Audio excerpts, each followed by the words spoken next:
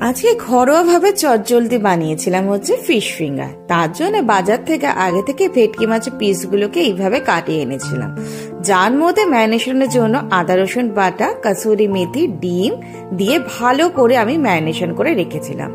তার মধ্যে দিয়ে দিয়েছিলাম কোটিনের জন্য ওটসটাকে মিক্সি গ্রাইন্ডারে একবার করে ঘুরিয়ে নিয়েছিলাম।